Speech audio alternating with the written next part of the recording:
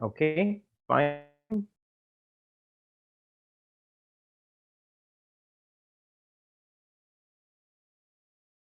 तो बच्चों आगे बढ़ जाएं।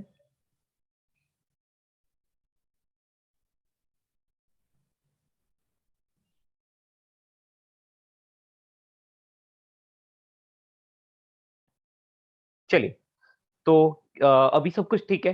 अब जल्दी से अपन बात करते हैं कि हीट क्या होता है ना। तो हीट क्या होता है वो तो हमने पढ़ ही लिया है, लेकिन एक बार और भी अच्छे से देख लेते हैं। हीट एक तरह से ऐसी एनर्जी है जो कि मोशन में है, बेसिकली फ्लो हो रही है ऐसा बोल सकते हैं। तो flow of energy due to temperature difference is called heat. Okay, किसी बॉडी में कोई टेम्परेचर डिफरेंस नहीं है, मतलब ये एक बॉडी है और इसका लेट्स से 500 केल्विन टेम्परेचर है, तो बेटा इसके पास जो भी एनर्जी है ना, उसको हम हीट नहीं बोलेंगे, उसको हम इसकी इंटरनल एनर्जी बोलेंगे। क्या बोलेंगे? Internal energy. लेकिन यदि इस बॉडी को एक 400 केल्विन की बॉडी के पास रख दिया जाए, कहाँ रख दिया जाए? 400 केल्विन टेम्परेचर वाली बॉडी के पास रख दिया जाए या फिर कनेक्ट कर दिया जाए, ठीक है ना। तो फिर जो भी हीट यहां से इस हॉट बॉडी से कोल्ड बॉडी की तरफ फ्लो होगी, उसको हम बोलते हैं, जो भी एनर्जी फ्लो होगी उसको हम हीट बोलते हैं। तो basically heat is energy in transit, energy in motion due to temperature difference. क्या आपको ये बात समझ आई? Yes. Yes yes, yes sir. तो याद रखना बेटा कि एक कांस्टेंट टेम्परेचर वाली बॉडी में हीट नहीं, इंटरनल एनर्जी होती है, ठीक है ना। जब वो उसकी एनर्जी हमारे पास किसी मीडियम के थ्रू पहुंच रही है, दैट इज कॉल्ड हीट। चलिए, तो हम लिख लेते हैं बेटा यहाँ पर सबसे पहले हीट। सॉरी, हाँ, सबसे पहले लिख लीजिए heat.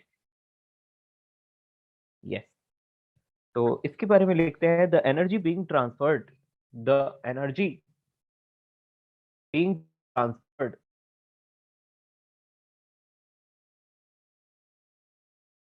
energy being transferred between two bodies, between two bodies, or between adjacent bodies, between adjacent bodies। या फिर ये भी हो सकता है कि मतलब एडजेसेंट बॉडीज लिखने से कोई फायदा नहीं, क्योंकि टू बॉडीज लिख ही दिया अपन ने। तो हम लिख सकते हैं एडजेसेंट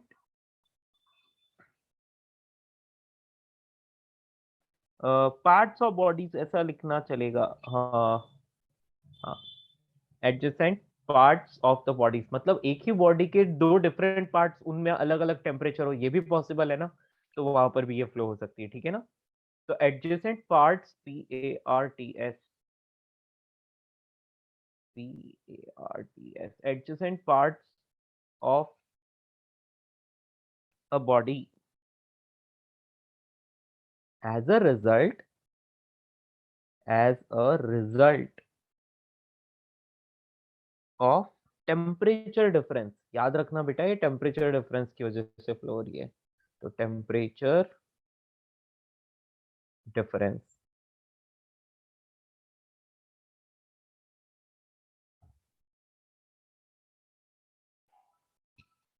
ठीक है, इट्स कॉल्ड हीट, ऐसा लिख सकते हैं हम लोग यहाँ पर। That's it.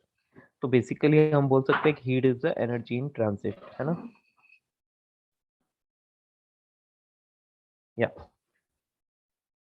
तो इतना नोट कर लो, फिर हम आगे बढ़ेंगे।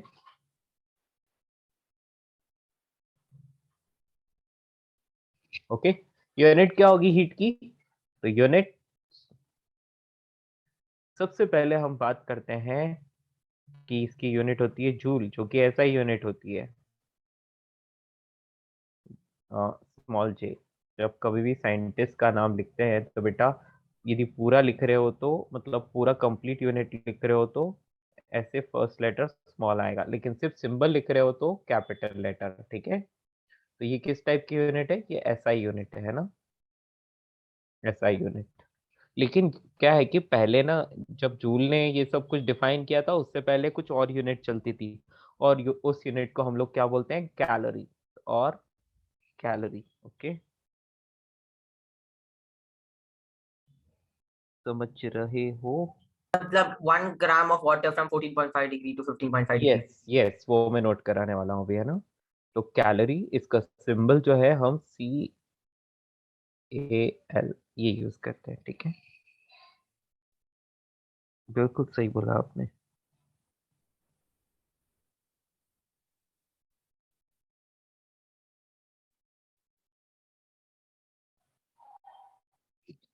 ठीक है, तो यहाँ पर इन दोनों में हम रिलेशन लिख सकते हैं। 1 joule is equal to 4.2 calorie. याद रखना, 1 joule is 4.2 calorie. Remember this. Actually 4.18 ही होता है, अब वो ही लिख लो प्रॉपरली, 4.18, है ना। लेकिन क्या है कि हम लोग ना कैलकुलेशन को इजी बनाने के लिए 4.2 लेते हैं, ओके। एक्चुअल में 4.18 समथिंग समथिंग ऐसा होता है, 4.186 ऐसा बोल सकते हैं। एक सॉरी, उल्टा लिख दिया मैंने, अरे यार ये। अब हाँ, actually 1 calorie is equal to 4.18 joule. ठीक है, ये है, ये करेक्ट है, मैंने उल्टा लिख लिया था। हाँ, अभी सही है। ठीक है, दिस इज परफेक्ट। ठीक है, और ना समझ में आया? कुछ मिस तो नहीं हुआ? अब सभी को समझ में आया, कुछ मिस तो नहीं हुआ?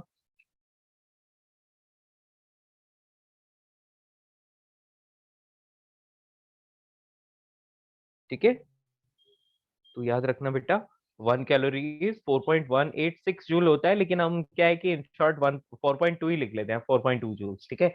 हाँ, अब कैलोरी जो है, ये स्टार्टिंग में ना यही वाली यूनिट फेमस थी, सब लोग इसी यूनिट को जानते थे, ठीक है। लेकिन क्या है कि धीरे धीरे फिर बाद में डेवलप होता गया, ऐसा यूनिट बनी, तो वो सब बाद में चेंज हो गया। तो शुरू में लोगों ने कैलोरी की वैल्यू को कैसे डिफाइन किया, है ना। तो कैलोरी को उन्होंने कुछ इस तरह से बताया। 1 कैलोरी की डेफिनेशन क्या है? तो 1 calorie is defined as is defined as यहाँ पर स्टामक लगा के लिख लेना। 1 calorie is defined as the heat required या energy required to raise the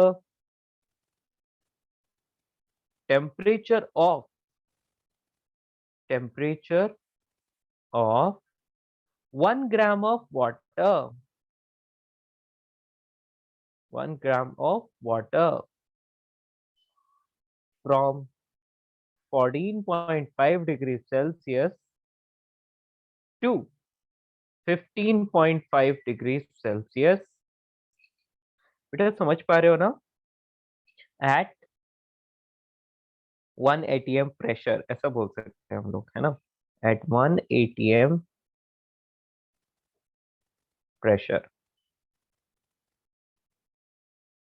ठीक है, तो 1 कैलोरी का मीनिंग ये होता है, हीट रिक्वायर्ड या amount of heat required, we can say to increase the temperature of 1 gram of water from 14.5 degrees Celsius to 15.5 degrees Celsius at a pressure of 1 atm is called 1 calorie। ठीक है, समझ आया? Sir specific temperature मतलब ये जो हाँ, 14.5 degree Celsius और yes बेटा। 15.5 डिग्री सेल्सियस होने का कुछ रीजन है क्या, या मतलब उन लोग ने ऐसे ले बेटा लिया? एक्चुअली क्या है, उन लोगों, पता नहीं उन लोगों ने क्या सोच के ऐसा किया। उन लोगों ने क्या है कि एक पर्टिकुलर, जैसे कि उनको एक यूनिट देनी ही थी, ठीक है ना। तो ऑब्वियसली आप 14.5 से 15.5 करते हो तो आपको कुछ हीट चाहिए। 15.5 से 16.5 करोगे तो जो हीट होगी वो स्लाइडली वैरी करेगी, डिफरेंट होगी स्लाइडली। लेकिन उन्होंने जो 1 कैलोरी की जो डेफिनेशन दी है वो इसी को बेस मान के दी है, ठीक है ना। क्लियर? अभी उसका यस रीजन तो नहीं पता कि उन्होंने यही टेम्परेचर रेंज क्यों ली है, अभी तो हमें भी नहीं पता, है ना? बस ऐसा है, फैक्ट है, मतलब ऐसा उन्होंने रखा है, तो अपने को मानना ही पड़ेगा, ठीक है? सर, मतलब अगर 4 डिग्री टू 5 डिग्री बोलते तो भी मतलब वो बेटर होता, क्योंकि एटलीस्ट उस टेम्परेचर में हम मान सकते हैं वाटर का मिनिमम मैक्सिमम बेटा डेंसिटी है। ये भी हो सकता है कि क्या पता जो साइंटिस्ट लोग इस कैलोरी को डिफाइन कर रहे थे, उनके यहाँ सराउंडिंग का टेम्परेचर उस वक़्त 14.5 डिग्री सेल्सियस, मतलब ऐसा कुछ होगा, तो उन्होंने 14.5 से 15.5 तक हीट किया होगा, हो सकता है ऐसा, है ना? Yes sir. हम सिर्फ सर ऐसा बट एक फिर टेम्परेचर के साथ कितना वेरी करेगा सर ये नंबर? बेटा देखो वो एक्चुअली क्या है, हम लोग ऑलमोस्ट कांस्टेंट लेके चलते हैं, ठीक है ना? लेकिन हाँ, स्लाइटली वैरी कर सकता है, वी कैन नॉट से एग्ज़ैक्टली, बट हम लोग जो भी रूल्स पढ़ेंगे, फ़ॉर्मूलाज़ पढ़ेंगे, तो उसमें हम लोग ऐसा कंसीडर नहीं करेंगे। हम लोग मानेंगे कि हाँ, ठीक है, इक्वली चल रहा है सर सब तो कुछ। एरर का परसेंटेज काफी कम होगा, ये बोल सकते हैं। हाँ, हाँ, या वेरी वेरी लेस, बहुत स्लाइट चेंज, ठीक है ना? या ओके सर। हुँ, चलिए, तो आगे बढ़े। ओके, तो मतलब बेसिकली यहाँ पर सिर्फ 1 डिग्री से ही चेंज किया है टेम्परेचर को, है ना? तो ये आपको समझ में आ गया what is the calorie, 1 calorie की डेफिनिशन आपको समझ में आ गई। बेटा ये 4.186 ऐसी कुछ वैल्यू होती है ना, लेकिन हम लोग ऐसे ही ले लेते हैं 2 डिजिट्स के अंदर-अंदर इसको, मतलब 4.2 ले लेते हैं कहने का मतलब, है ना? तो वो अपनी कैलकुलेशन को ईज़ी बनाने के लिए होता है। यस बेटा, इस टेम्परेचर पर उनको सबसे ज़्यादा एक्यूरेट मिला, मतलब उनको ऐसा लगा कि हाँ, इस टेम्परेचर पे सबसे ज़्यादा एक्यूरेट है, इसीलिए, ठीक है? चलिए, तो ये 1 कैलोरी की डेफिनिशन आप सबको समझ में आ गई। अब बेटा नेक्स्ट चीज़ आती है प्रिंसिपल ऑफ कैलोरीमेट्री, ठीक है? लेकिन उसको मुझे लगता है थोड़ी देर के बाद पढ़ना चाहिए। मैं आपको लॉ ऑफ मिक्सचर वगैरह सब पढ़ा देता हूँ, फिर वो पढ़ाऊँगा, है ना? जनरली बुक्स में तो ये पहले आ जाता है, लेकिन मैं इसको बाद में पढ़ाऊँगा, तो बेटर अच्छे से समझ में आएगा आपको, है ना? तो चलिए, नेक्स्ट लिखिए बेटा स्पेसिफिक हीट। स्पेसिफिक बेटा एक तरह से ये पूरा चैप्टर जो है ना, ये क्वांटिटीज़ को इंट्रोड्यूस ही करता है, मतलब इंट्रोडक्शन ही चलेगा इसमें, है ना? तो स्पेसिफिक हीट कैपेसिटी, बेटा स्पेसिफिक हीट कैपेसिटी को सिर्फ स्पेसिफिक हीट भी बोल देते हैं, है ना? सिर्फ स्पेसिफिक हीट भी बोल सकते हैं, ठीक है? तो चाहे स्पेसिफिक हीट कैपेसिटी लिखा हो, चाहे स्पेसिफिक हीट लिखा हो, कोई टेंशन नहीं लेना है, एक ही चीज़ है ना? और जनरली हम लोग इसको स्मॉल एस से रिप्रेजेंट करते हैं, जनरली, है ना? मैं ये नहीं बोल रहा हूँ कि हर जगह स्मॉल एस ही मिलेगा, लेकिन हाँ, हम इसको स्मॉल एस से रिप्रेजेंट करते हैं। अब चेंज किया जा सकता है, कोई बड़ी बात नहीं, ठीक है? तो स्पेसिफिक हीट कैपेसिटी क्या होता है? बेटा हमारे पास लेट्स से एम मास, कोई कोई भी एक मटेरियल है, कोई भी मटेरियल है एम मास का, ठीक है? अभी इस एम मास को मैं कुछ हीट देता हूँ, तो मान लिया कि मैंने उसको क्यू हीट दी, ठीक है? तो मैंने क्यू हीट इसको दी, तो इस एम मास का टेम्परेचर T1 से इंक्रीज होकर T2 तक पहुंच गया, ठीक है? तो यानी कि इसका जो टेम्परेचर डिफरेंस आएगा वो डेल्टा टी होगा, जिसको अपन T2 माइनस T1 बोल सकते हैं, final temperature minus initial temperature. Mass इसका m था। तो फिर फाइनली जब बहुत सारे इस तरह से सेम मटेरियल का डिफरेंट डिफरेंट मास उन्होंने सेम अमाउंट ऑफ मतलब टेम्परेचर डिफरेंस तक उन्होंने हीट किया, तो फिर उनको एक रिलेशन मिला कि जो भी हीट हम देते हैं, ठीक है, तो वो हमेशा बॉडी के mass and temperature difference in sir चीजों आप की क्या होती है, ऊपर प्रोपोर्शनल। स्क्रॉल कर सकते हैं। हाँ बेटा बिल्कुल, है ना? करूँगा, जस्ट अ मिनट रुक जाओ। तो फिर उन्होंने जब इस प्रोपोर्शनैलिटी साइन को हटाया, तो यहाँ पर एक हमने प्रोपोर्शनैलिटी कांस्टेंट इंट्रोड्यूस किया एस, जिसको हम बोलते हैं स्पेसिफिक हीट। क्या बोलते हैं? Specific heat. तो फिर इसको डिफाइन कैसे किया जाए? तो इसको डिफाइन करने का तरीका S is equals to Q upon M delta T. Basically हम बोल सकते हैं कि the amount of heat required to raise the temperature of unit mass of substance by 1 degree Celsius, है ना? यानी कि यूनिट टेम्परेचर चेंज। क्लियर? तो चलिए पहले आप ऊपर का नोट कर लीजिए, फिर मैं ये नोट कराता हूँ। हाँ जी, ये नोट कर लो जल्दी से। इतना नोट कर लो जल्दी से।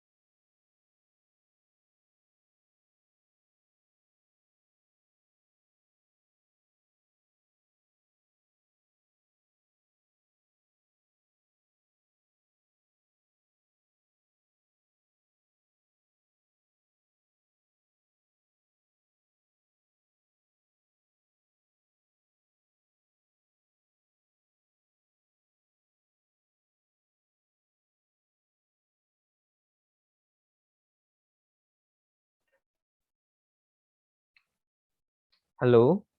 हाँ, सीपीसीबी वही सब पढ़ेंगे बेटा, थोड़ी सी देर में पढ़ेंगे, है ना। ये नोट किया? ठीक है यस सर। दोस्तों। तो मैं ये हटा रहा हूँ, ये सिर्फ आपके समझने के लिए था, ठीक है ना। इन सब चीजों का अपने लिए यहाँ कुछ काम नहीं है। आपको ये सब स्कूल के लिए चाहिए तो वो आपको एनसीईआरटी में मिलेगा। हम डायरेक्ट डेफिनेशन लिखते हैं, ठीक है। चलिए, तो लिखिए स्पेसिफिक हीट कैपेसिटी क्या होता है।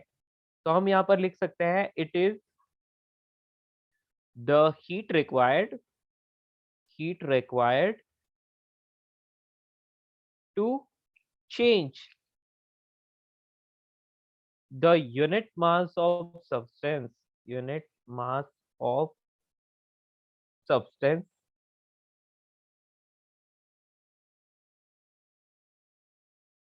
by 1 degree Celsius temperature।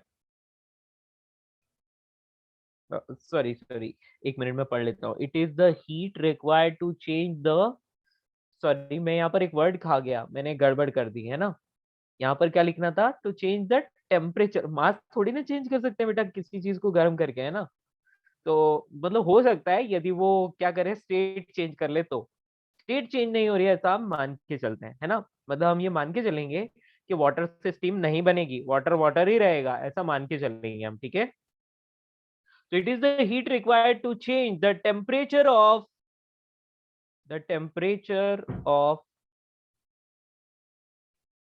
unit mass of substance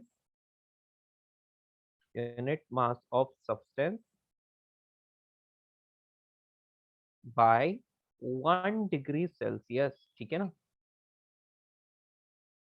temperature of unit mass of substance by 1 degree Celsius at surrounding condition. मतलब हम बोल सकते हैं कि नॉर्मल टेम्परेचर प्रेशर ऐसा बोल सकते हैं, ठीक है।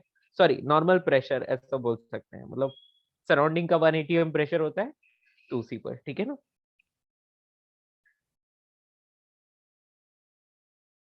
सर हम लोग वो 1 केल्विन क्यों नहीं लेके चलते हैं? केल्विन ही है ना, बेटा लाइक आप 1 ऐसा ही है। केल्विन ले लो, एक ही बात है, 1 केल्विन ले लो बेटा। टेम्परेचर डिफरेंस चाहे 1 डिग्री सेल्सियस हो चाहे 1 केल्विन हो, सेम ही चीज है, ठीक है ना। Yes sir. हाँ, जब टेम्परेचर की बात हो तो डिग्री सेल्सियस और केल्विन अलग अलग होता है, लेकिन टेम्परेचर डिफरेंस की बात हो तो बेटा डिफरेंस चाहे 1 डिग्री सेल्सियस बोलो 1 केल्विन बोलो, एक ही बात है ना, कोई फर्क नहीं पड़ता। सर टेम्परेचर डिफरेंस एग्जैक्टली मतलब?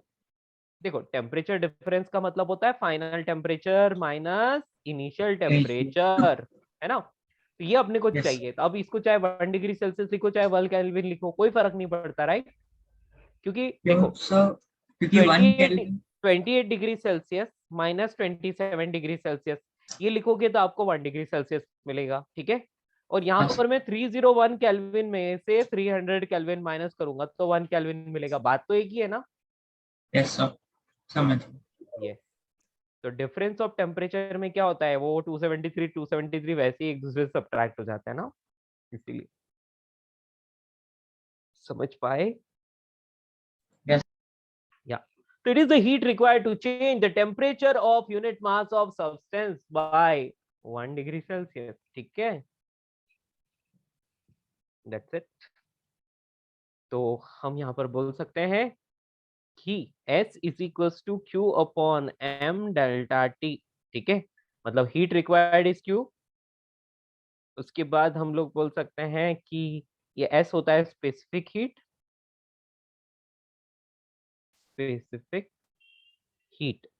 बेटा स्पेसिफिक हीट बोले स्पेसिफिक हीट कैपेसिटी बोले एक ही बात है ना। तो हम इसको ऐसे बोल सकते हैं। यूनिट क्या हो रही है बेटा इसकी, यूनिट देखो देख के ही पता चल रहा है। यूनिट यदि हम ऐसा यूनिट लिखें तो जूल पर केजी पर केल्विन, है ना। जूल पर केजी पर केल्विन, क्लियर।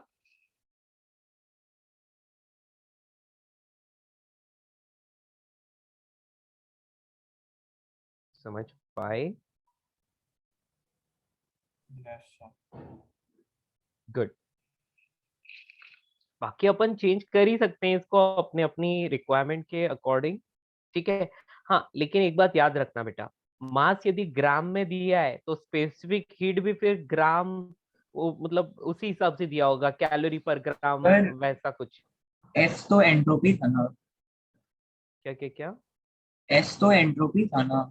तो अरे यहाँ नहीं पे देख, आप ये वो अलग चीज है बेटा, ये छोटा वाला एस है, स्मॉल एस, ठीक है, ये छोटा यस वाला सर। एस है, स्मॉल एस। और देखो मैं क्या बोल रहा हूँ बेटा, सिंबल से कभी भी बाइंड मत रहना आप लोग, सिंबल चेंज किया जा सकता है किसी भी चीज का, यहाँ पर ऐसा कुछ नहीं है, हम इस स्मॉल एस की जगह सी भी यूज कर सकते हैं, ठीक है ना। Yes sir. यहाँ तो बेटा कई बार जूल पर ग्राम पर डिग्री सेल्सियस ऐसे भी लिखा हो सकता है, या फिर calorie per gram per degree Celsius ऐसे भी, तो हमेशा आपको यूनिट देख के काम करना है, ठीक है, यूनिट्स में यहाँ बहुत गड़बड़ हो जाती है, तो याद रखना, ठीक है। मतलब मास की और एस की दोनों की यूनिट्स हमेशा देख के चलना है आपको। चलिए, तो ये आपको समझ में आ गया। अभी हम आगे बढ़ते हैं दोस्तों। ये हो गया स्पेसिफिक हीट कैपेसिटी। अभी इसी का ही एक पार्ट लिख लेते हैं, सिर्फ और सिर्फ हीट कैपेसिटी। क्या लिखते हैं? Heat capacity. अब बेटा हीट कैपेसिटी क्या चीज है? वैसा ही है, कुछ अलग नहीं है, इसको अपन लोग सी, स्मॉल सी से रिप्रेजेंट कर सकते हैं, ठीक है। सर आपने स्पेसिफिक हीट कैपेसिटी को एफ के टर्म्स में क्यों नहीं लिखा? बेटा एक्चुअली क्या है, इसको लिख लो चलो। ये एस है ना, ये स्पेसिफिक हीट कैपेसिटी है, ठीक है, तो जैसे मैंने डिफाइन किया था उस तरह से ये लिख दिया। बाकी इसको आप ऐसे लिख सकते हो, एम एस डेल्टा टी। हाँ, अभी आपका डाउट क्या है बेटा? मेरे को समझ नहीं आया, नहीं नहीं मतलब नहीं, एफ के टर्म्स में, एफ बाई टू जो था ना, एफ बाई हाँ, टू इंटू आर, उसके टर्म्स नहीं में उस आपने। नहीं नहीं, उससे कोई लेना देना नहीं है बेटा, इसका उससे कोई लेना देना नहीं है, ये अलग चीज है, ठीक है। हेलो यस बेटा, ये सारे मटेरियल्स के लिए लगता है, समझ पा रहे हो? हाँ सर। इसका गैस के लिए लेना, मतलब सिर्फ गैस के लिए नहीं, ये लिक्विड्स के लिए भी लगता है, सॉलिड्स के लिए भी लगता है, गैस के लिए भी लगता है, ये तो अलग चीज है। गैस में हम ये दोनों इक्वेशन यूज कर सकते हैं, लेकिन हाँ, बाकी स्टेट्स के लिए सिर्फ ये, राइट? यस बेटा बिल्कुल। यहाँ पर आप एक और चीज लिख सकते हो, it depends on, it is a actually ये कांस्टेंट होता है, ठीक है ना, ये कांस्टेंट होता है, तो ये depends on, it depends on the material, material, ठीक है। मतलब ये सिर्फ उस मटेरियल या फिर उस सब्सटेंस पर ही डिपेंड करेगा, और किसी चीज पर डिपेंड नहीं करेगा, ठीक है ना। तो एम क्या है? मास, हाँ M yes. For mass, M for हाँ, मास, है ना। यहाँ पर लिख लें क्या अपन? इसके नीचे यदि आपको नहीं समझ आ रहा नहीं है तो सर, बेटा हाँ। आप लिख लो, Q is equals to heat, M M for mass, and delta T is equals to final temperature minus initial temperature, yes. यानी कि चेंज इन टेम्परेचर, ठीक है।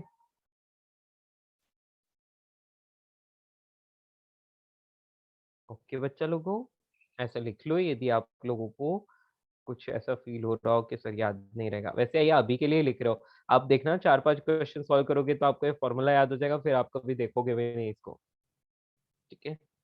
तो बस ये कुल मिला के आपके अभी के लिए है।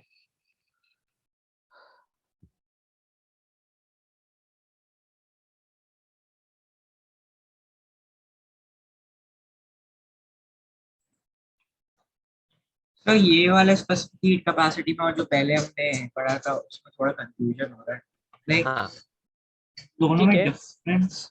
दोनों में डिफरेंस क्या है बेटा? थोड़ी देर पहले मैंने कैलोरी के लिए बोला था, है ना। कैलोरी को इस तरह से डिफाइन किया है कि वो 1 डिग्री सेल्सियस से आपको टेम्परेचर इंक्रीज करना था 1 ग्राम सब्सटेंस का, ठीक है, और यस सर। 14.5 से 15.5 के लिए ही करना था, लेकिन यहाँ पर आप किसी भी टेम्परेचर रेंज के लिए कर सकते हो, ठीक है ना।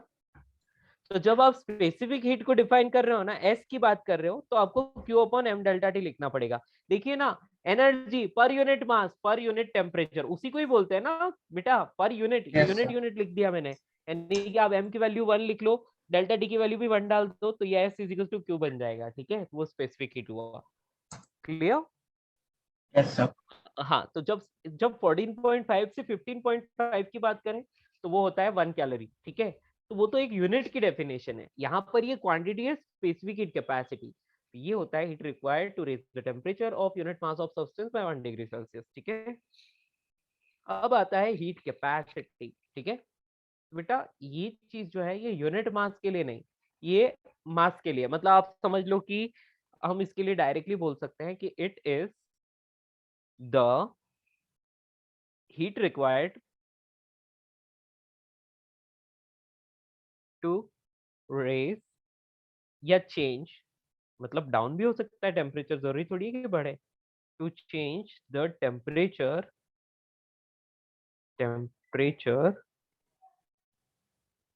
of a mass of substance by unity। Simple सी बात है बेटा, आप इसको ऐसे बोल सकते हो जैसे हमने अभी अभी लिखा था ना, Q is equals to M S delta T. ठीक है, यदि मैं डेल्टा टी को 1 ले लूं और m मास के लिए बात करूं, तो इस वाली क्वांटिटी को यानी कि m और s दोनों को मिला के हम इसको c बोल सकते हैं। ठीक है, समझ में आया? तो बेसिकली आप बोल सकते हो कि Q is equals to, for the substance Q is equals to, जो आपने एम एस डेल्टा टी लिखा था ना, तो यहाँ पर आप सिर्फ C डेल्टा टी लिख सकते हो। और ये जो C जो आपको दिख रहा है, this C is heat capacity here. Sir तो C S is is equal equal to C two, पाया, हाँ, क्या क्या क्या, S is equal to C पाया। एक्चुअली वो अलग चीज है बेटा, है ना, वो अलग चीज है, वो भी आएगा थोड़ी देर के बाद। ठीक है ना, ये बेटा ये क्या है, यहाँ पर थोड़ी सी सबको कंफ्यूजन रहती है। आप एक काम करो, इस वाले सी को ना छोटा सा वाला सी लिखो, छोटा सी, स्मॉल सी लिखो। ओके, समझ पा रहे हो? इस वाले सी यस को आप स्मॉल सी लिखो। ठीक है, और स्मॉल सी का मतलब होता है मास इनटू एस। बेसिकली ये क्या है, ये सिर्फ स्पेसिफिक हीट कैपेसिटी को आपने मास से मल्टीप्लाई कर लिया, तो आपको ये क्या बन जाएगा, ये हीट कैपेसिटी बन जाएगा। ये सिर्फ एक टर्म है। ठीक है, here heat capacity, heat capacity C is equals to m into S. ठीक है, तो बेसिकली आपको हीट कैपेसिटी बताना है, तो आप क्या बोलोगे, जस्ट मास इंटू एस। ठीक है, मतलब स्पेसिफिक हीट कैपेसिटी को उस बॉडी के मास से मल्टीप्लाई कर लो, तो सर वो स्पेसिफिक हीट कैपेसिटी कांस्टेंट क्यों रहेगा? देखो, एक्चुअली वो मटेरियल पर डिपेंड करता है, वो मटेरियल की प्रॉपर्टी है। ठीक है, यस हाँ, अभी देखो, आप यूनिट मास के लिए बोलोगे तो स्पेसिफिक हीट कैपेसिटी बन जाएगा, और एम मास के लिए बोलोगे तो हीट कैपेसिटी बन जाएगा। बस ये दोनों में डिफरेंस है और कुछ नहीं। क्लियर? सर अगर बेटा ये टेम्परेचर चेंज यूनिटी से हो रहा है तो डेल्टा टी हमें वन में ही लिखना चाहिए।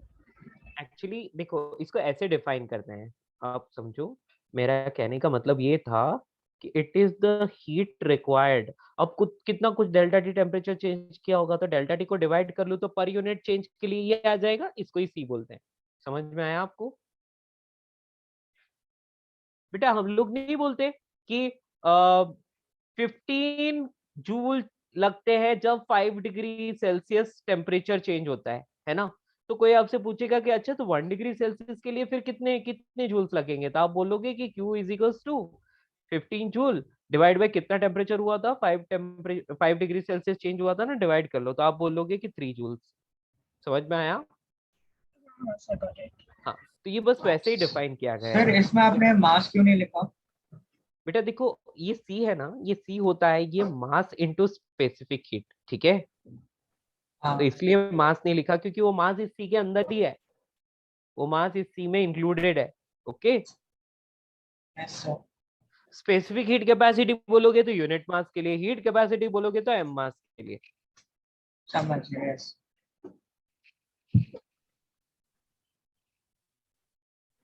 अब आगे बढ़े। अच्छा, इसकी यूनिट क्या लिखोगे बोलो? जूल्स पर डिग्री या केल्विन। पहले हम लिखते थे जूल पर केजी पर केल्विन, अभी जूल पर केल्विन। ठीक है, या फिर इसको कैलोरी पर डिग्री सेल्सियस या पर केल्विन बोला जा सकता है। ओके, तो देखो दोनों में कुछ ज्यादा डिफरेंस नहीं है, चीज वही है सब। ये टर्म मॉडिफाइड टर्म है, मतलब इसमें मास भी इंक्लूडेड रहता है, मास अलग से देने की जरूरत नहीं पड़ती। ठीक है, मतलब आपको बोल दिया जाए कि specific heat capacity of a body is this, temperature change is this और मास इज दिस, तो कितनी हीट चाहिए तो आप बता दोगे कि Q is equal to M S delta T. लेकिन आपको बोल देंगे अभी कि इतना टेम्परेचर चेंज हो रहा है और हीट कैपेसिटी इतनी है, तो आप बिना मास जाने ही आप डायरेक्टली कर पाओगे, आपको मास जानने की जरूरत नहीं है यहाँ पर। ठीक है ना, समझ पाए? अब लिखिए मोलर हीट कैपेसिटी, इसको कैपिटल सी लिखना। ठीक है, मोलर हीट कैपेसिटी, ये है अपना सबसे इम्पोर्टेंट टर्म। एस भी इम्पोर्टेंट था, ये भी इम्पोर्टेंट है, वैसे सब कुछ तो एक इम्पोर्टेंट। सेकंड ऊपर करेगा हमको हाँ जी, हीट कैपेसिटी।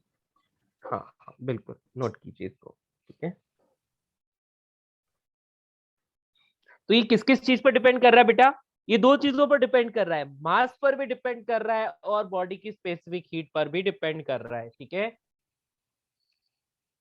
और क्यू मतलब उस पे कितना हीट लगाया आपने।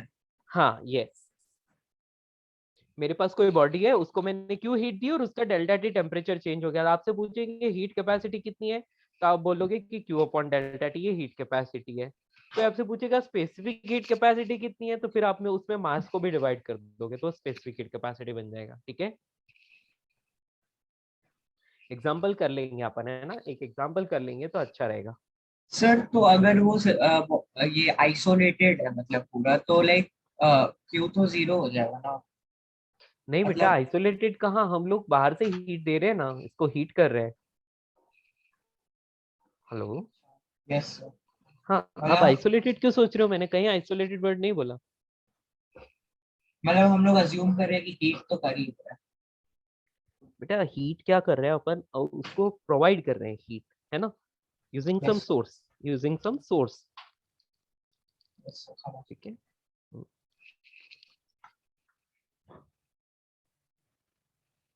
क्लियर? क्या हम आगे बढ़ सकते हैं? कुछ रहा मन में कि नहीं सर ये चीज हजम नहीं हो रही है, ऐसा कुछ है? सर तो सारे ऑब्जेक्ट्स के लिए सेम नहीं होना चाहिए कि मतलब नहीं इतना हीट में बेटा, इतना ही सुनो टेम्परेचर ना, चेंज सोचने होगा। वाली बात है। आप यदि वाटर को गर्म करते हो तो आप कुछ हाँ हीट देते हो, और आप देख लो 5 डिग्री सेल्सियस से टेम्परेचर चेंज करना है आपको, वाटर को हीट दो, आयरन को हीट दो, कॉपर को हीट दो, एल्यूमिनियम को हीट दो, आपको लगेगा कि सारी चीजों को डिफरेंट डिफरेंट मतलब हीट देनी पड़ रही है सेम टेम्परेचर चेंज के लिए, है ना। तो बेटा यस क्या सर। है कि हर एक मटेरियल की स्ट्रक्चर अलग होती है ना, और हाँ फिर उसमें मॉलिक्यूल जो होते हैं वो अब क्या किस मतलब उनकी स्ट्रक्चर के और बॉन्डिंग के हिसाब से ही क्या करते हैं, वो लोग वाइब्रेट करते हैं और उनके हीट को मास भी ट्रांसफर अलग करते होते हैं। हैं। हाँ, सेम मास का ले लो, सेम मास का आयरन ले लो, सेम मास का एल्यूमिनियम ले लो, सेम मास का नहीं, कॉपर ले लो। मॉलिक्यूलर मास डिफरेंट होता है ना। हाँ यस, तो आपको समझ में आ जाएगा कि यार ये तो सबके लिए अलग अलग है ना, तो it depends on their structure and bonding. चलिए, तो मोलर हीट कैपेसिटी पर बात करते हैं, इसको कैपिटल सी लिखिएगा बेटा।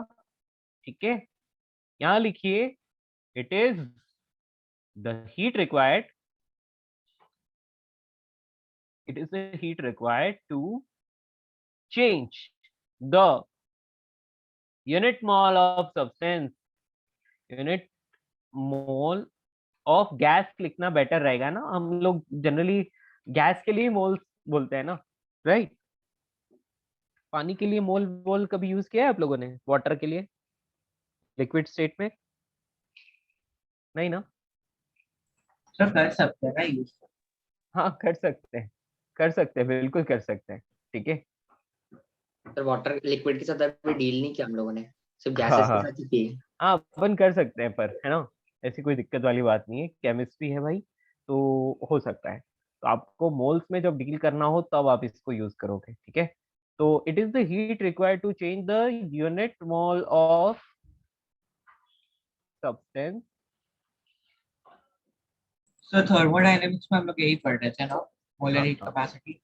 हाँ यस, तो बेटा कोई भी सब्सटेंस हो उसके लिए मोल्स यूज किए जा सकते हैं, ठीक है ना, समझ में आया? क्योंकि हर एक चीज के लिए, एल्यूमिनियम वगैरह सब चीजों के लिए, है ना, केमिस्ट्री है भाई, केमिस्ट्री में तो हम लोग मोल्स ही यूज करते हैं। ठीक है, चलिए, तो it is the heat required to change the unit mole of, sorry, change the, यार मैं हमेशा टेम्परेचर को क्यों खा जाता हूँ, required to change the temperature of, बेटा यहाँ पर टेम्परेचर ऑफ डालना है ना, temperature of unit mole of substance by unity, या फिर 1 डिग्री सेल्सियस। ठीक है, यूनिटी यानी कि 1 degree Celsius.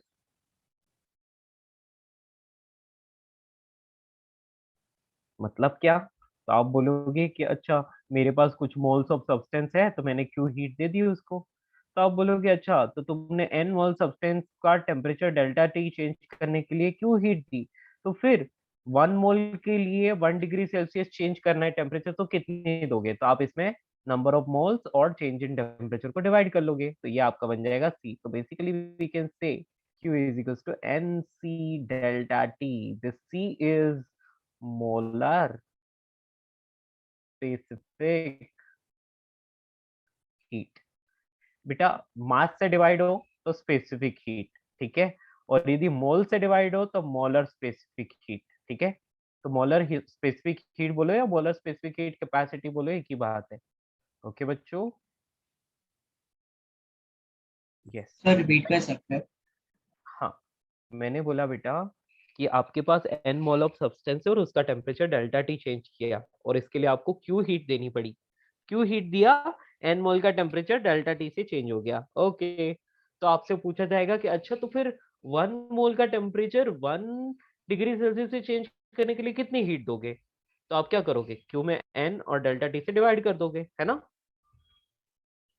Heat yes sir. Per unit mole, है ना, पर यूनिट मोल के लिए क्या करते हैं, नंबर ऑफ मोल से डिवाइड कर लेते हैं। फिर पर यूनिट टेम्परेचर तो डेल्टा टी से भी डिवाइड कर लो, तो ये आपका जितना भी टेम्परेचर चेंज के लिए था तो 1 यूनिट चेंज के लिए आ जाएगा, है ना।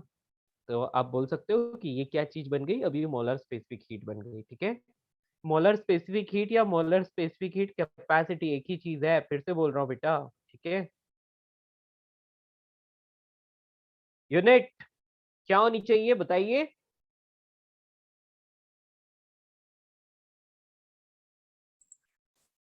ठीक है,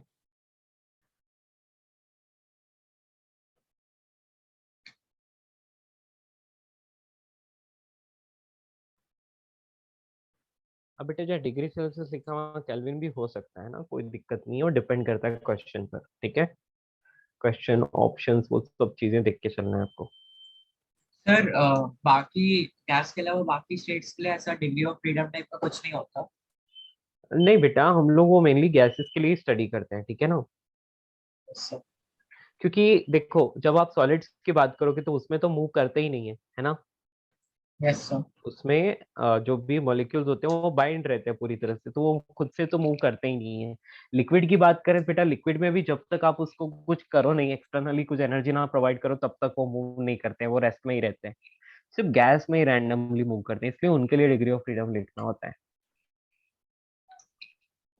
यस।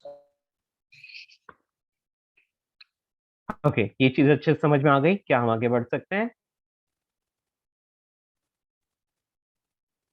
ठीक है, अब यहाँ पर हम एक और चीज लिखने वाले हैं।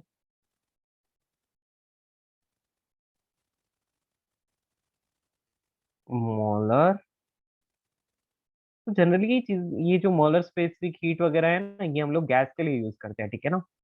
तो मोलर स्पेसिफिक हीट, सर और जो सीवी था वो आइसोकोरिक के लिए था, और जो सीपी था ये वो isobaric.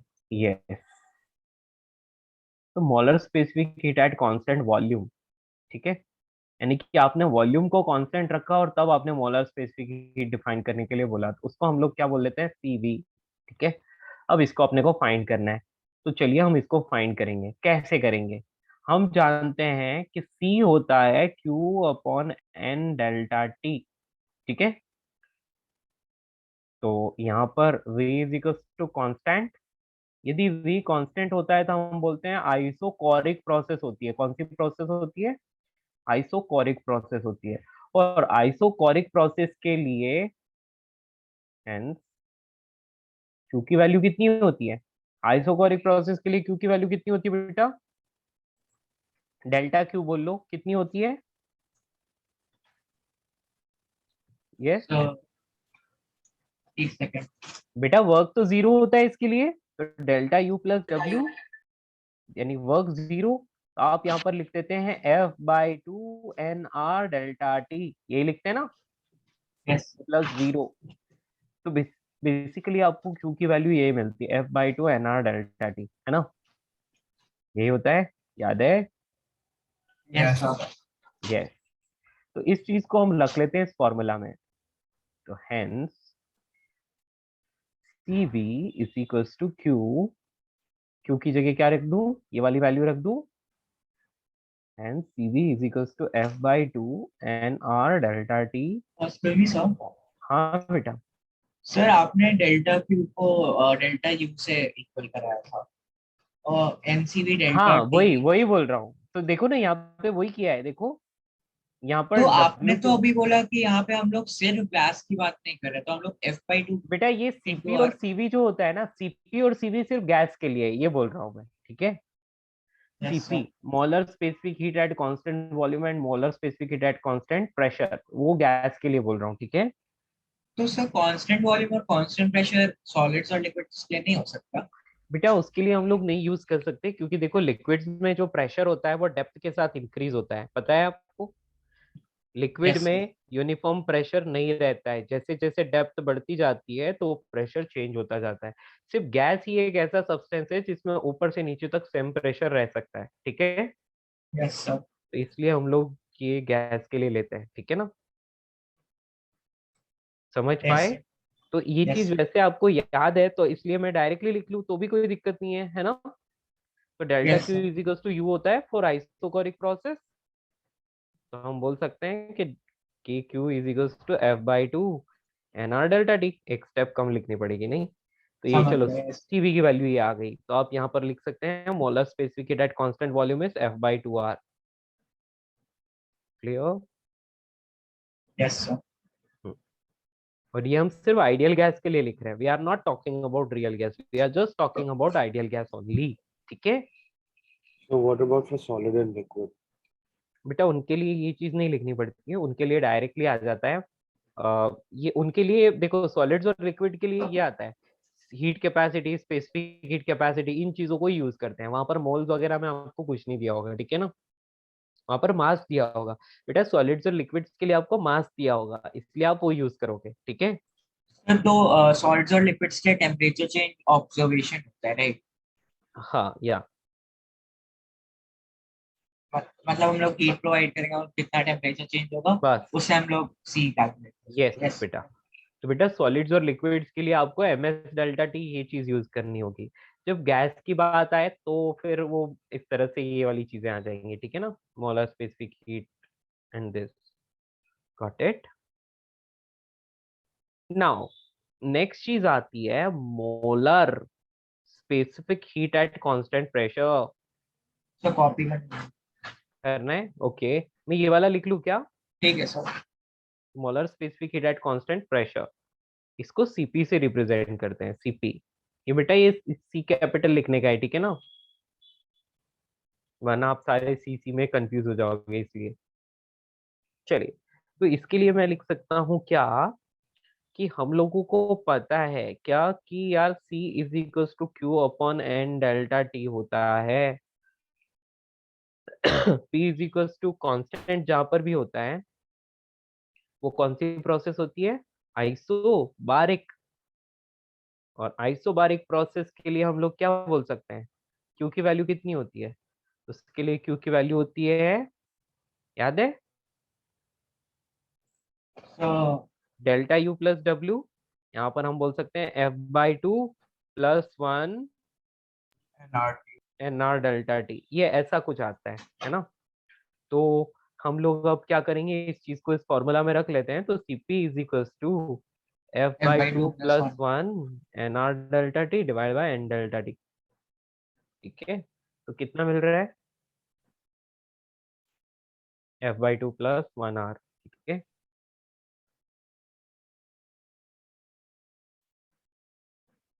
where F is degree of freedom, या वही। मतलब उस टाइम हम लोग ने सिर्फ ये कर लिया था कि सीपी का वैल्यू बस ये हाँ है। बेटा और यस अभी हम यस, लोग यस। बिल्कुल। चलिए बेटा कहाँ से कॉपी करना है, यहाँ से मोलर मोलर हीट कैपेसिटी से। हाँ सर इसके नीचे वाला। ओके यहाँ तक सबने कर लिया ना, या नोट डाउन दिस।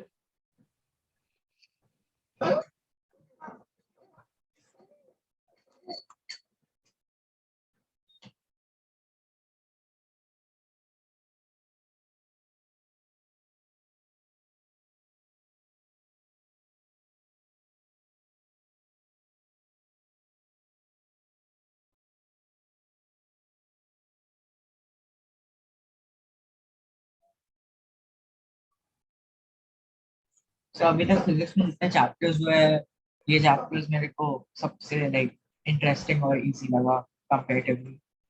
अभी ओके। तो हाँ अरे पूरी मैकेनिक्स इंटरेस्टिंग है यार, बहुत अच्छी मैकेनिक्स है यार, हाँ बहुत मेरी तो इंटरेस्टिंग है, सबसे लेकिन फेवरेट। फिर क्वेश्चंस थोड़े डिफिकल्ट हो जाते तो। हाँ ये बात तो है, लेकिन आपको पता है आपको सबसे पहले मैकेनिक्स क्यों दी हुई होती है, पता है आपको? क्यों सर? बेटा सबसे ज्यादा दिमाग मैकेनिक्स में ही लगेगा, ठीक है? वो चीज इजी भी है, उसमें दिमाग भी लगता है, और इससे आपका माइंड कैपेबल बनता है, क्योंकि उसको आप ना अपनी लाइफ से रिलेट कर पाते हो। आपको पता है लाइक यार मैग्नेटिक फील्ड और उसमें जो कुछ भी चीजें चल रही है, फ्लक्स फ्लक्स और कुछ कुछ आ रहा है, वो चीज हम फील ही नहीं कर पाते हैं, है ना? लेकिन यस। मैकेनिक्स में जो भी हो रहा है वो चीज हम फील कर पाते हैं कि हाँ फोर्स लग रहा है, ऐसा हुआ होगा, ऐसे धक्का लग रहा है, और स्यूडो फोर्स, अच्छा हम बस में बैठे हुए हैं, ब्रेक लग रहा है तो हम ऑटोमेटिकली आगे झुक जाते हैं, स्यूडो फोर्स है, लाइक दैट, है ना? तो सारी चीजों को हम फील कर पाते हैं, है ना? अपनी लाइफ से यस रिलेट कर सर। पाते हैं। इसीलिए वो चीज आपको पहले दी है 11th क्लास में।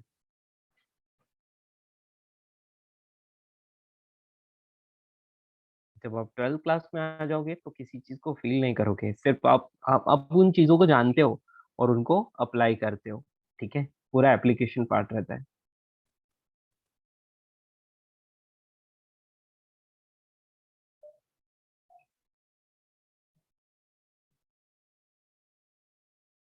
हो गया ये copy? Noted? Yes, sir. Okay, this one.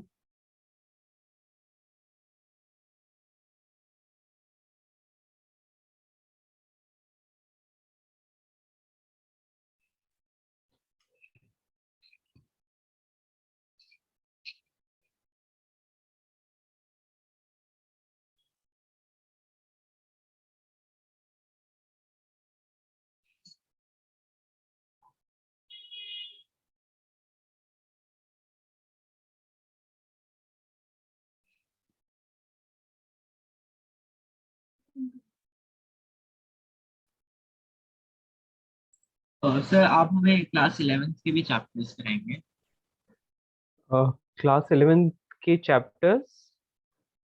बेटा वो तो हो चुके हैं ना, मतलब आपके जो हो गए हैं तो वो तो अब हाँ रिवीजन वो के सब टाइम नहीं, में।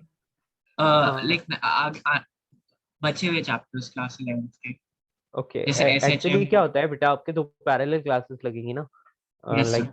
हाँ, तो ऐसा होगा कि वीक में दो क्लासेस है, तो एक में मैं आऊंगा, एक में कोई और सर आएंगे, तो एक ट्रैक मैं लूंगा, एक ट्रैक कोई और सर लेंगे, ठीक है ना? हाँ। हम्म, तो अब मुझे कौन सा मिलता है, इट डिपेंड्स, राइट? यस। हाँ,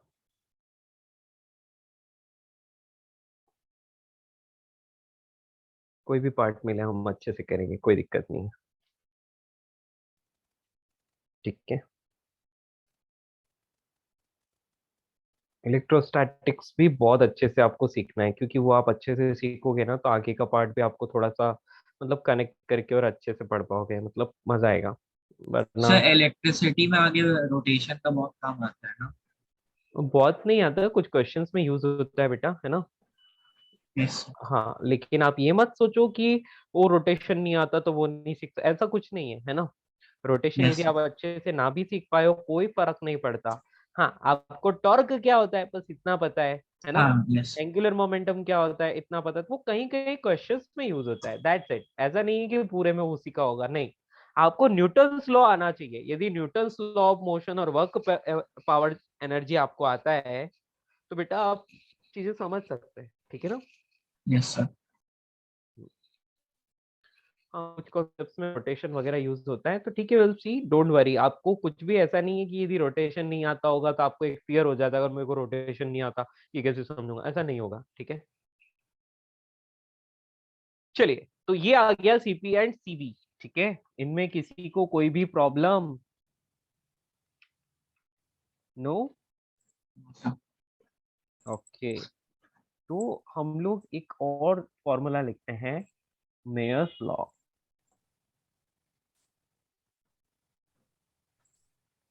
बस ये क्या करता है, it is just a relation between CP and CV. तो हम ये लिख लेते हैं, for an ideal gas CP minus CV is equals to R होता है, बस यही बात उसने बोली और कुछ नहीं बोली, ठीक है। वो हमें दिख भी रहा है आइडियल गैस के लिए, दोनों को माइनस कर लो आर ही मिलेगा। ओके दोस्तों, बेटा गामा के फॉर्म में इसका फॉर्मूला हम ऑलरेडी सीपी और सीवी का फॉर्मूला गामा की टर्म्स में हम पहले लिख चुके थे, याद है, वंस अपॉन ए टाइम। किस में लिखा था? थर्मोडायनेमिक्स में, एडियाबैटिक Yes. प्रोसेस। हाँ,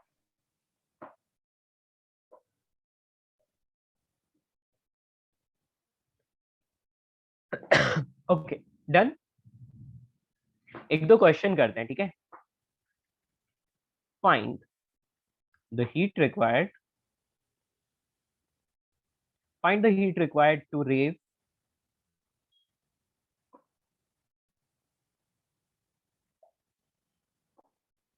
the temperature of 50 gram of a metal। सर तो आर का वैल्यू ऐसे ही आया क्या कि वो एक्सपेरिमेंट्स? नहीं नहीं, आर का एक्सपेरिमेंट से बेटा, वो एक कांस्टेंट है ना, ठीक यस है ना। सर, आर की वैल्यू मैंने नोट करवा दी थी, यस सर। केमिस्ट्री में भी पढ़ी थी, वहाँ वही चीज है, कुछ हाँ, अलग नहीं है, ठीक है। हाँ वैसे तो पढ़ी थी लेकिन ये इससे भी तो आ सकता है। यस हाँ, कर सकते हैं, आ जाएगी, है ना, वही है। आर की वैल्यू वही है, यूनिवर्सल गैस कांस्टेंट, ठीक है। Yes sir. तो heat required to raise the temperature of 50 gram of a metal is, sorry, वो फाइंड करना है इफ, एक मिनट, हाँ, from 27 degree Celsius to 87 degree Celsius,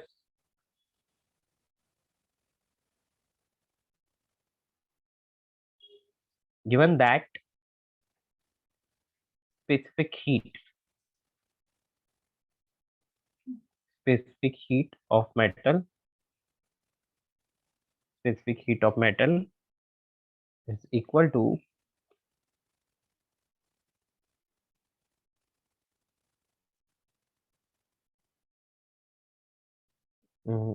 इतना ही रखते हैं।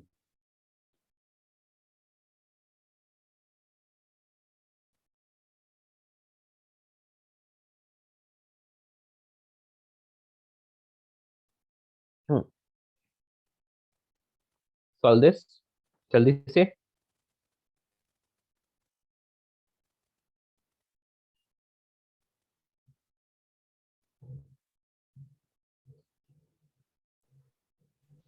Sir can you scroll?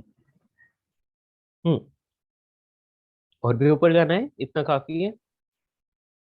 नहीं जा हो गया सर इसमें मास क्यों नहीं दिया है? अच्छा हाँ, दिया है, दिया है। यस 50 ग्राम्स ऑफ मेटल, ऐसा यूनिट नहीं। या सर आपको जो भी 6.25 ऑप्शंस दिए किलोग्राम। होंगे, वो ऑप्शंस या तो कैलोरी में दिए होंगे या फिर जूल्स में दिए होंगे, ठीक है ना। तो आपको पहले कैलोरी में फाइंड करना है, फिर फाइनली आपको जूल में भी फाइंड करना है, उसको जूल में भी कन्वर्ट करना है। पहले कैलोरी में फाइंड करो, देन कन्वर्ट इनटू जूल, ठीक है।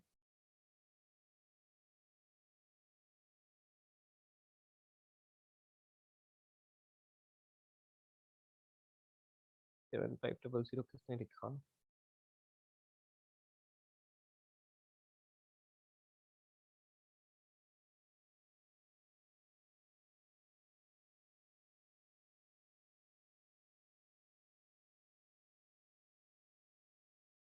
Sir 7500 calories.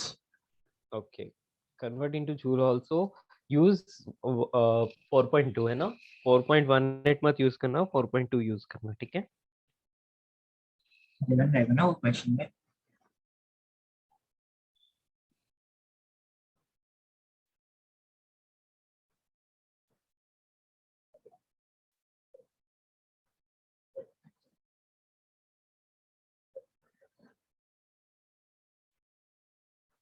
So 1 calorie is equal to 4.2 joules, right? हम्म,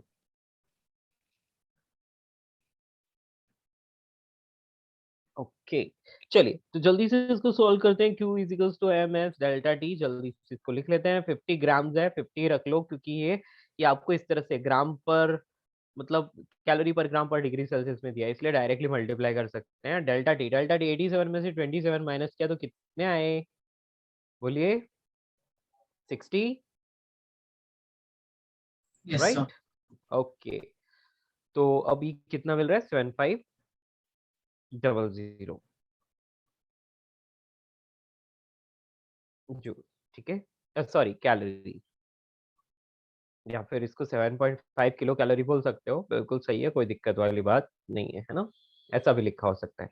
चलिए अब इसको जूल में कन्वर्ट करना है, तो हम क्या करेंगे? तो सर हम इसको 31,500 जूल्स। या कर लिया आपने, यस सर, 500 31,500। जूल्स। ओके, तो मैं इसको सॉल्व नहीं कर रहा हूँ, आप लोगों ने जो किया है उसी को ही मैं लिख रहा हूँ, ठीक है? तो 31.5 किलो जूल भी लिखा जा सकता है। Okay, that's it. हुआ, समझ में आया?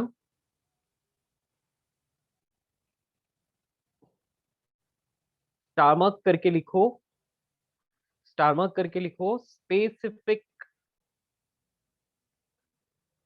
Heat of water is equals to 1 calorie per gram per degree Celsius, ठीक है? Specific heat of steam is equal to specific heat of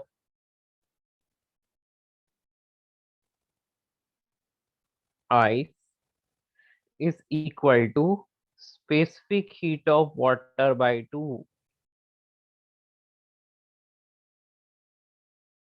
बेटा ये डेटा आपको याद रखना है, ठीक है? समझ पाए? क्लियर? सर स्टीम तो गैस है ना, तो हाँ, उसका यस, स्पेसिफिक हीट ज्यादा नहीं होना चाहिए उसका बेटा नहीं, स्पेसिफिक आइस हीट से। अलग चीज है, ठीक है ना? यस। स्पेसिफिक हीट अलग चीज है, ठीक है? तो हम उसको ज्यादा कम ऐसा नहीं बोल सकते, बस ऐसा होता है, ठीक है? ये फिक्स यस। वैल्यू है, आपको ऐसे याद रखना है, ठीक है? यस। हाँ, तो देखो आइस के लिए और स्टीम के लिए इक्वल होता है, लेकिन वाटर के लिए उसका डबल होता है, ठीक है ना? या रिमेम्बर दिस, ये डेटा याद रखना है, बहुत सारे क्वेश्चंस में यूज होगा, ठीक है? तो सेम मास किया, राइट? याद रखना है, ये calorie per gram per degree Celsius में लिखा है, ठीक है ना? मैंने इसको जूल में कन्वर्ट नहीं किया है, क्वेश्चन में जरूरत हो तो जूल में कन्वर्ट कर सकते हैं हम लोग, ओके? बहुत इजी है, क्या करोगे? 1 कैलोरी की जगह 4.2 डाल दोगे, और क्या?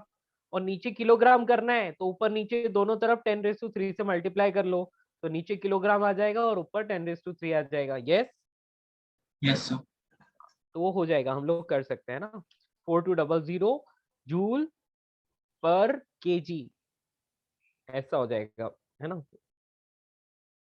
चलिए, तो ये चीज आपको समझ में आ गई, और यदि दूसरे किसी सब्सटेंस का पूछा जाए तो बेटा वो सर क्वेश्चन में और दिया होगा, है ना? केल्विन्स में भी कन्वर्ट करना है ना?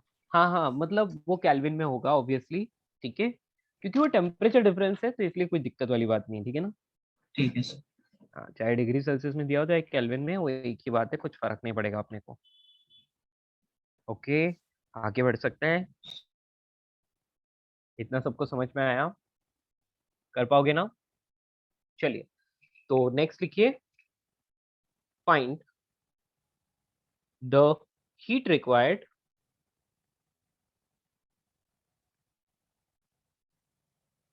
To boil,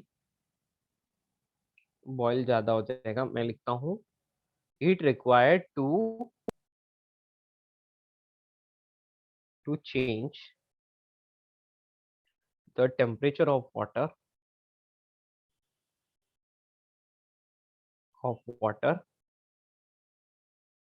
from freezing point to boiling point, freezing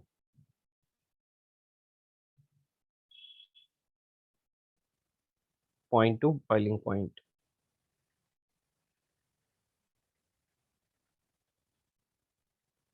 ठीक है? जल्दी से बताओ इसका आंसर क्या आना चाहिए। फ्रीजिंग तो पॉइंट से बॉइलिंग पॉइंट तक इसका टेम्परेचर चेंज करना है। फ्रीजिंग पॉइंट तो 0 डिग्री सेल्सियस होता है ना, yes, and boiling point is 100 degree 100 degree Celsius. Celsius. Yes. So हाँ, यस। अभी मास दे देता हूँ, मास m 1 kg, ठीक है। तो it required to change the temperature of water, यहाँ 1 kg लिख लेना डायरेक्टली, 1 kg ऑफ वाटर, ठीक है। 1 kg वाटर डायरेक्टली, ताकि अलग से मास ना लिखना पड़े। टेम्परेचर ऑफ 1 kg वाटर, ठीक है, 1 किलोग्राम वाटर है आपके पास।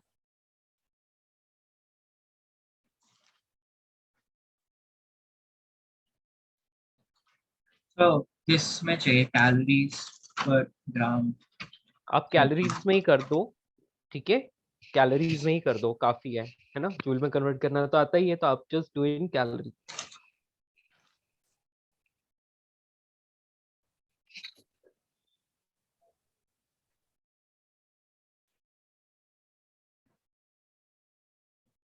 सो 100 कैलोरी। देखते हैं।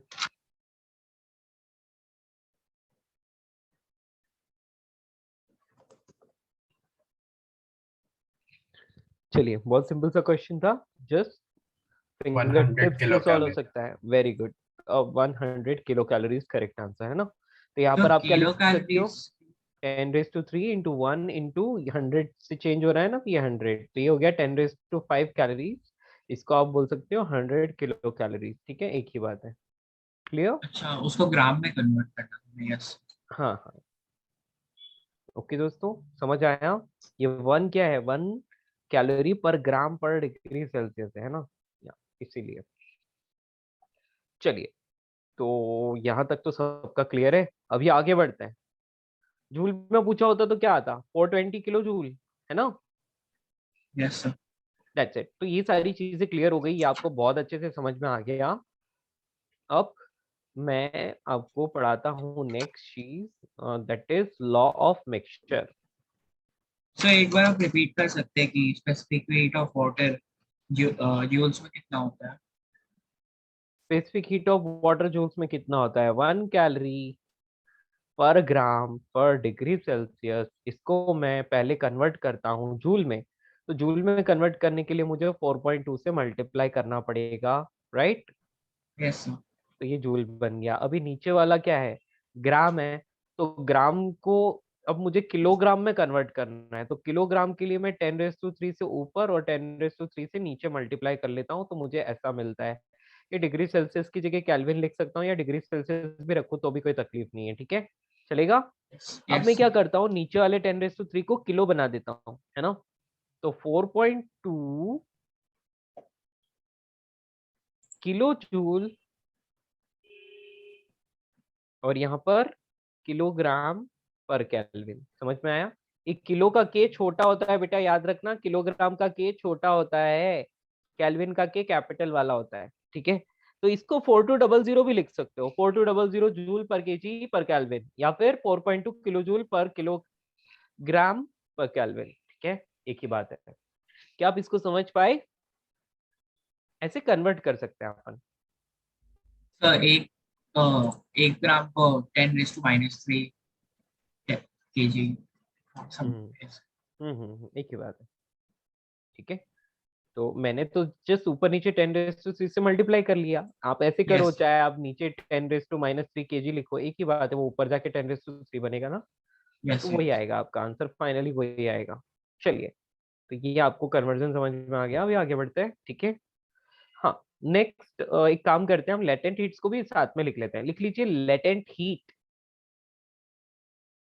लेटेंट हीट, इसको हम एल से रिप्रेजेंट करते हैं, ठीक है। ये क्या होता है, it is the heat required to change the temperature, change the of state of a substance at a constant temperature, at a constant temperature, बेटा याद रखना है कांस्टेंट टेम्परेचर पर ही स्टेट चेंज होता है हमेशा। मतलब आप वाटर को बॉईल कर रहे हो ना, 100 डिग्री सेल्सियस पर वो वाटर है, बॉईल करते जाओ, थोड़ी देर में वो 100 डिग्री सेल्सियस की स्टीम बन जाएगी।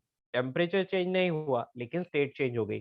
तो मतलब सॉलिड से लिक्विड, लिक्विड से गैस, गैस से लिक्विड, लिक्विड से सॉलिड, इस तरह से ये स्टेट चेंज होती है। समझ में आया?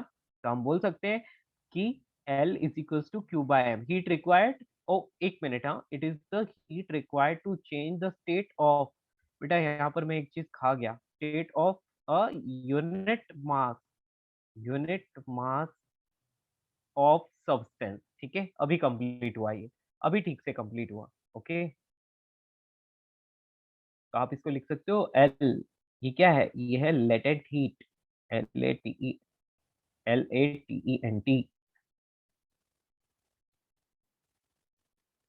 Latent heat. तो L is equals to Q by M हम लोग लिख सकते हैं इसको। क्लियर?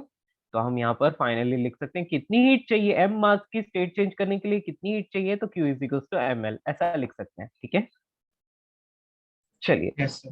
तो यूनिट क्या होगी, यूनिट L की यूनिट क्या होगी, बोलिए? जूल पर केजी, ऐसा बोल सकते हैं, या फिर कैलोरी पर ग्राम भी लिख सकते हो, कैलोरी पर केजी भी लिख सकते हो, जैसा पूछा हो वैसा, है ना? सो क्यू तो हम लोग जो हीट सप्लाई कर रहे हैं वो है ना। हाँ, यस। एम मास की स्टेट चेंज करने के लिए जो हीट सप्लाई कर रहे हैं वो क्यू है। ठीक है, और तो लेटेंट लाइक हीट जो है ये मटेरियल पर डिपेंड करेगा। हाँ बेटा बोलिए। कितना क्यू सप्लाई करना वो हमें like कैसे पता चलेगा। बेटा वो मैं बोल रहा हूँ ना, मटेरियल पर डिपेंड करेगा, आपने कितना क्यू सप्लाई किया है ना, एम मास की स्टेट चेंज करने के लिए। ठीक है, तो यहाँ पर ये लेटेंट हीट जो है ये कांस्टेंट वैल्यू बेटा क्यू पर डिपेंड नहीं कर रही है। ठीक है, समझ में आया? ये क्यू और एम पर डिपेंड नहीं करती है, latent heat is just a constant. Okay, मतलब मेरी बात समझो, आपके पास 1 किलोग्राम आइस है, आपने थोड़ी सी हीट सप्लाई की तो मान लिया 100 ग्राम आइस वाटर में कन्वर्ट हो गया, बाकी आइस का आइस ही रहेगा। ठीक है, और फिर और हीट सप्लाई की तो और आइस मेल्ट हुआ, इस तरह से चलेगा काम। ओके बच्चा लोगों,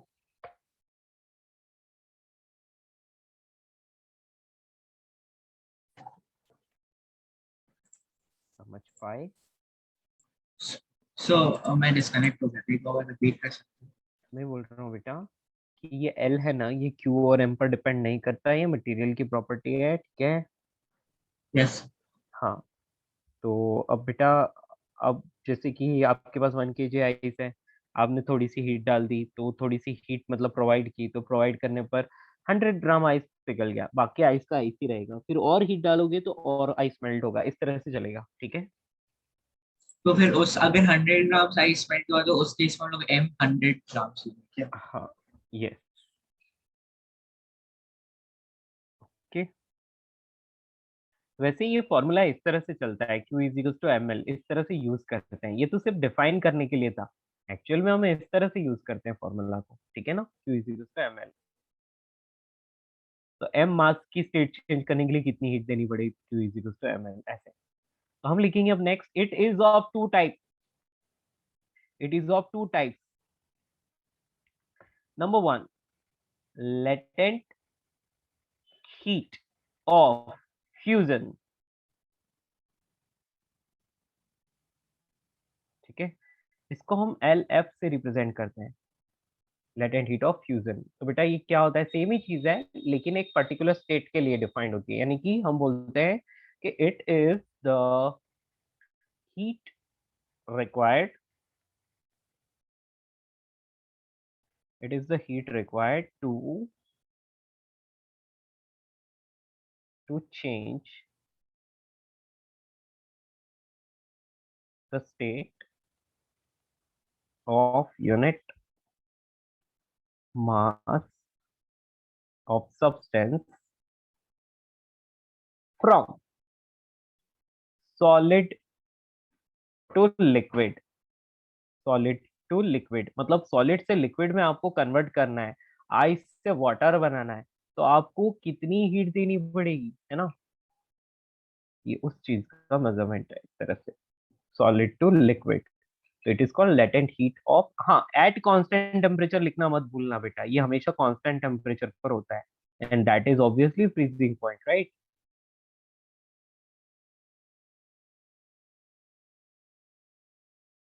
ठीक है, तो अब यहाँ पर आप लिखोगे कि सॉलिड से यदि लिक्विड में जा रहा है, सॉलिड से यदि लिक्विड बन रहा है, solid to liquid,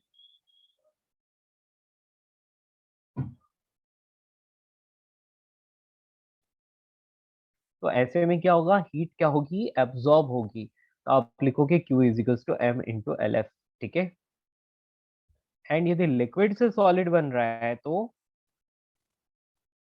heat extract हो रही है। ठीक है, तो ऐसे में आप क्या लिखोगे, Q is equal to minus of M into L F, याद रखना, याद रहेगा।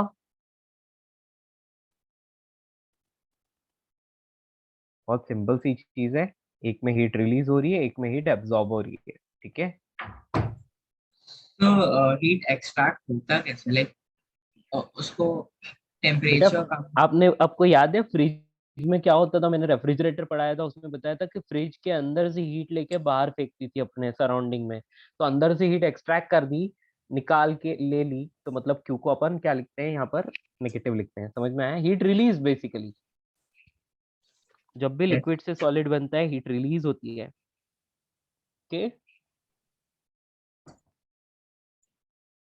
तो मतलब हम लोग सिंक में पहले वो लिक्विड को रखेंगे एंड देन हाँ, सोर्स उससे हीट ले लेंगे, राइट। यस, सिस्टम पर वर्क किया जाएगा और उससे हीट एक्सट्रैक्ट कर ली जाएगी। क्लियर। यस। नाउ यहाँ पर आपको याद रखना है, latent heat of fusion of water,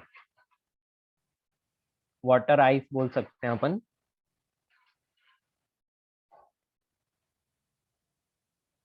is equal to 80 calorie per ग्राम। ठीक है, 80 कैलोरी पर ग्राम, याद रखना बेटा 80 कैलोरी पर ग्राम होती है। ओके,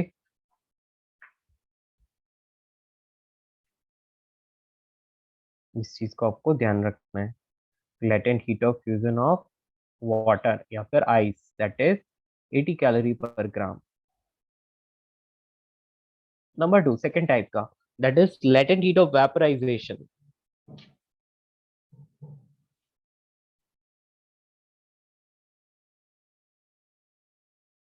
तो ए मतलब क्या हुआ, जो आपने सॉलिड आरओ के ऊपर ए लिखा है। बेटा मेरा कहने का अच्छा मतलब था, क्यों। सॉलिड से लिक्विड स्टेट में चेंज हो रहा है, समझ में आया, सॉलिड टू यस। लिक्विड बन रहा है, और दूसरे वाले में लिक्विड टू सॉलिड बन रहा है, ये है एरो का मतलब। ओके, यस,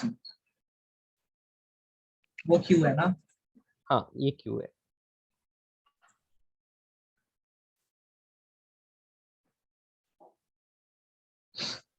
तो लेटेंट हीट ऑफ वेपराइजेशन को एलवी से रिप्रेजेंट करते हैं, और हम इसको पूरा का पूरा ऊपर वाला ही यहाँ पर कॉपी पेस्ट कर लो। ठीक है, लेकिन यहाँ पर क्या लिखोगे, सॉलिड से लिक्विड जो लिखा था, आप लिक्विड टू गैस करोगे। ठीक है ना, लिक्विड टू गैस।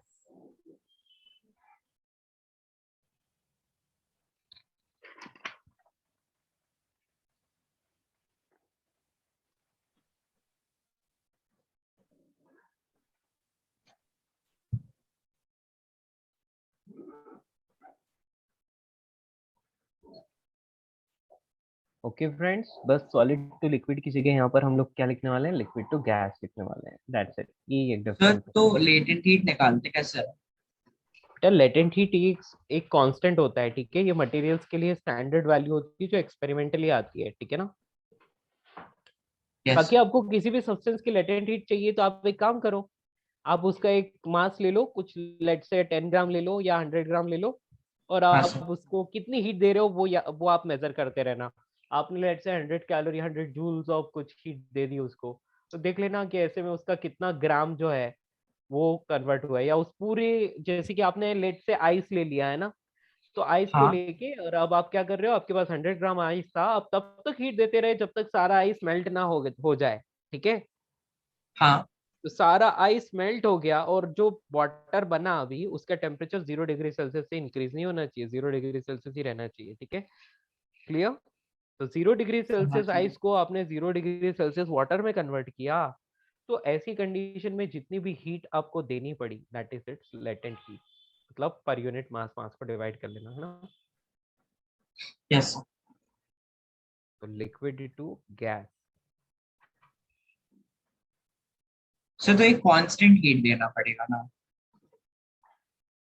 हाँ बेटा, या मतलब एक पर्टिकुलर मास के लिए आपको नहीं, लेकिन देखो आप मास चेंज करोगे तो हीट चेंज होती जाएगी, एल की वैल्यू कांस्टेंट होती है। ठीक है, यस सर।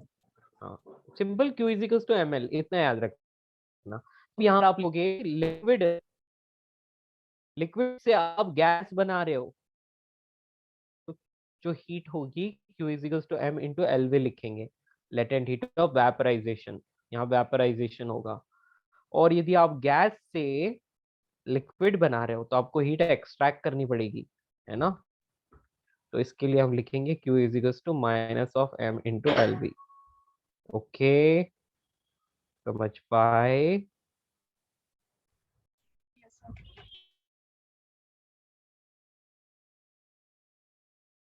और बेटा याद रखना है यहाँ पर टेम्परेचर चेंज नहीं होता है, टेम्परेचर चेंज स्टेट चेंज होते वक्त नहीं होता है। ये चीज यदि फ्यूजन हो रहा है तो वो फ्रीजिंग पॉइंट पर होता है, और वेपराइजेशन हो रहा है तो हमेशा बॉइलिंग पॉइंट पर होता है।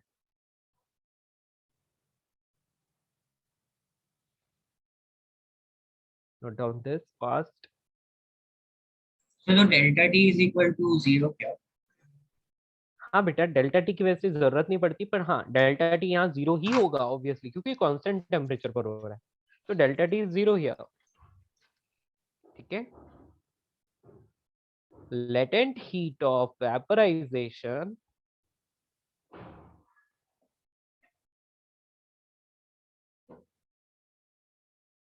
of water is 540 calorie per gram. Remember this value, आपके पास कोई ऑप्शन नहीं है, याद रखना है, मतलब रखना है।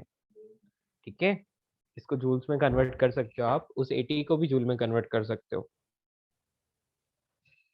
ओके दोस्तों, आप दोनों वैल्यूज को जूल पर केजी में लिख सकते हो, आपको कन्वर्जन करना आता है। ठीक है, आता है ना।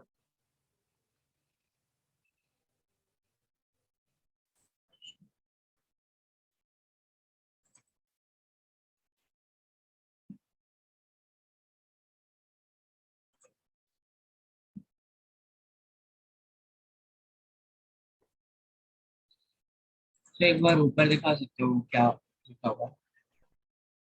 हाँ,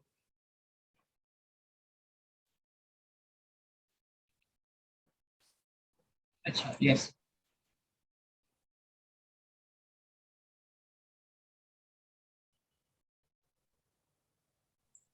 सर, वो स्टीम है ना, मतलब? अच्छा नहीं, वो लिक्विड से गैस। हाँ, तो गैस से लिक्विड सिर्फ -540 हो जाएगा, राइट? यस, मतलब आप सोच लो कि जब भी वेपराइजेशन हो रहा है 5T करना है वाटर के लिए, है ना, दूसरे मटेरियल्स के लिए अलग आएगा।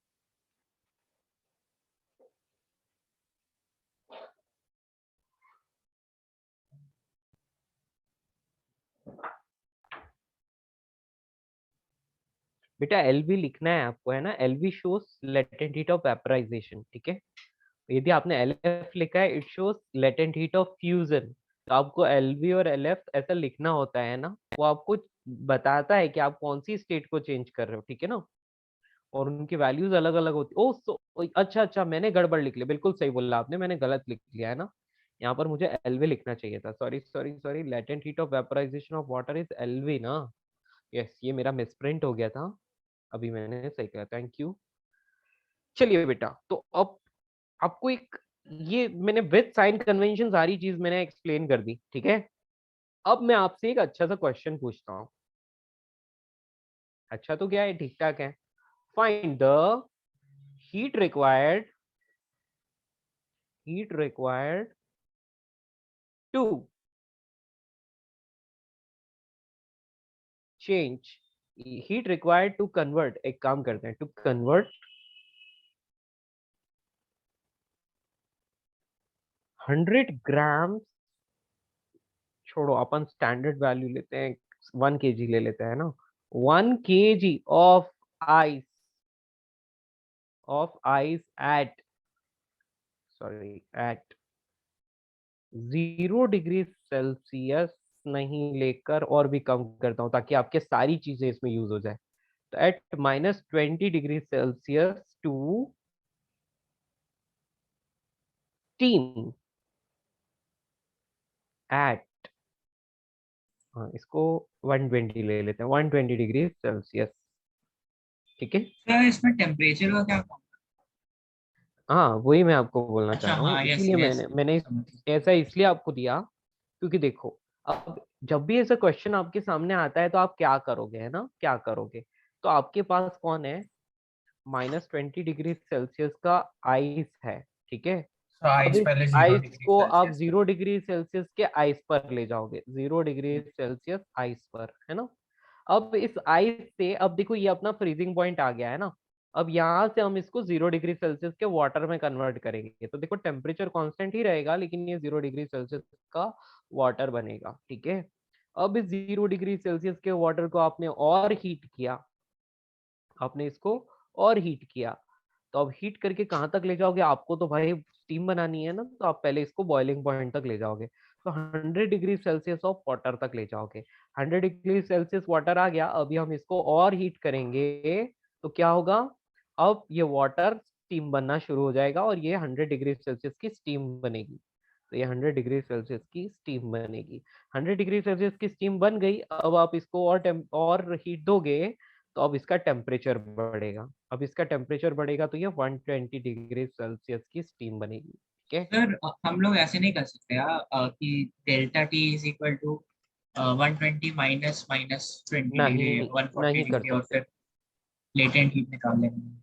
एक मिनट, क्या क्या फिर से बोलो बेटा, 120 पहले degree minus, 120 degree minus minus 20 जो 140 डिग्री नहीं बिल्कुल सेल्सियस हो नहीं जाएगा। बेटा, बिल्कुल नहीं, ऐसा नहीं हो सकता, ठीक है।